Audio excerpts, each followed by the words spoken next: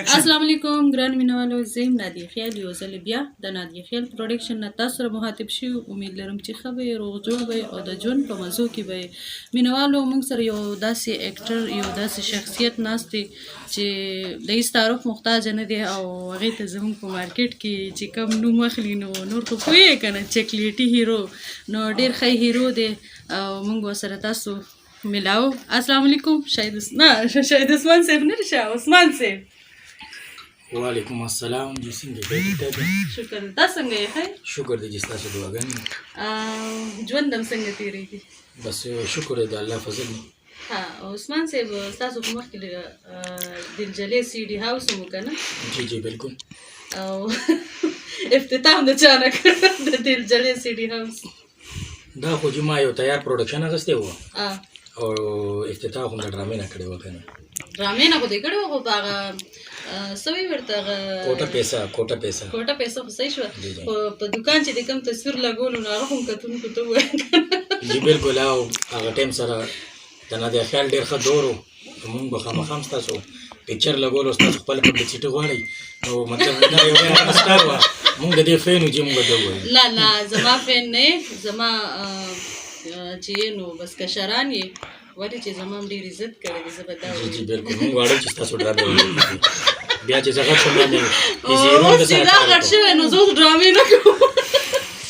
عثمان صاحب، ډرامو ته هم څنګه ذهن راغی، څنګه هم سوچ راغی؟ یاره نه مې ورته ذهن راغلی او نه مې ورسره شوق و او بس زمونږ نهار صاحب به تاسو پېژنئ، بډه بیرې، هغه یو دوه ځل راغلو. عمران تاکالی یو اداکار و، هغه ټایم سره هغه چې هغه وکتلو نو هغه د هغه پسند مطلب بس زړه ته یې پرېنوتو. نو همداسې مارکیټ کې ګرځېدلو چې یاره زمونږ یو نوې چهره تلاش کړه چې هغه مونږ پیدا کړو. بچا ورته ویلې لاندې دلته یو هلک دی، وګوره مطلب کلین شیپ کوي، یو داسې کیوټ غوندې هلک دی، وګوره که چېرته کار وکړي. هغه راغل نو بس داسې نری نری غوندې کې چینجې د هغې خبرو سره راغو، بس مې کومه نو بس هلته نو سټارټ واغوستلو، په 54 ډرامو بیا سټاپ ولګولو. کتونکو عمران تاکالي هم تاسو پېژنئ چې زموږ د ډرامو ډېر ښه اکټر دی او ډېر لکه سینیر خو نه دی، خیر ستا بچی دی، خیر خو مونږ خو درته ویلې که نه زموږ مخکې راغلی دی نو ډېر ښه کار کوي او ډېر فین یې دي. ښه، دا راته وایه چې داسې کومه ډرامه ده چې ستاسو په ذهن او ستاسو په سوچ او ستاسو په خولې هغه ډایلاګ وي؟ یاره جی زما خو ډرامې هیټ یادې ته که نه، تاسو د هیټ ذکر کوئ نو ما خو چې تا سره هم څومره ډرامې کړي تا ته به پتې چې ټولې هیټ وي. بلکل. ولې نه؟ او دې کې دا غریب تباه دی، دا چې څوک وایي صوباړی تباه دی، څوک وایي لاټین تباه دی. نه خو زما د ډرامې دا نوم غریب تباه دی. پارټ 1 او پارټ 2 007 ما سره هیروین وه، په هغې کې دا پروډکشن هم د هغې د پروډکشن ډرامه وه. غریب تباه شوله، علي شادي ډرامه، جی علي شادي ډرامه وه. او غریب تباه دغه سوري بھارت او پاکستان و، بیا هغه یو ډېر مطلب آل ټایم بلاک باسټر لیست ته تللی وه. مطلب 14 لاکھ کسانو یو هفته کې کتلی وه، یو ورلډ ریکارډ. نو اوس تاسو ویل څه غواړئ، مطلب د ډرامې ډایلاګ غواړئ که څنګه؟ موږ چې زموږ کتونکو سره ډرامې نو ما له خو د ټولو ډرامو ډایلاګونه یاد دي او ما خو خیر کار پرېښود 2 کاله د هغې مو چې خو زه یو ډایلاګ به درته ووایم. اکثر به د غریب تباه ډرامې ډایلاګ به خلکو په سټیج ډېر غوښتلو وه. نو دا ډرامه چې کومه وه نو دا یو ډېر ښه سبجیکټ و. که خیال یې کړي پخوا به د خلکو د لور خور له چې مطلب کله به مړی وکړو نو دا لور خور به یې راوغسته په ستوره کې بیا ورکړه. نو دا مونږ په دغه سبجیکټ باندې د دې عکاسي کړې وه د دې سټورۍ. نو هغه ټایم ته خو جهالت ډېر و، شکر دی اوس خو هغه حالات هم نه دی. نو دا ډرامه داسې وي چې زما پلار وي، هغه جواریو کې پیسې وبیلي، هلته هغې کې نه پیسې غواړي، دې څه مړی وکړي بیا راشي کور ته. نو هغې کې زما د خور چې کوم کرکټر یې هغه هغې ته په نکاح کې هغې ورته مطلب شپه ورسره تېره کړي، طلاق ورکړي او سهار یې واپس راولېږي. او زه د اشراق په مونځ باندې ناست مطلب هغه سپتامه خو تاسو ټولو کتلي ده، مینهوالو هم ټولو کتلي. نو زه مطلب هغه ویلنانو پسې لاړ شم، خو ویلنان خپل ته نو بس اخره کې چې راته ګیر شي نو سپین خان دا کرکټر ادا کړی، ماشاءالله ډېر ښه اداکار هم دی، تاسو ټول یې ښه پېژنئ. چې کله هم ما ته را مخامخ شي نو ما ته وایي چې ته خو زما وښیې، ته په ما ډز نه شي کولی.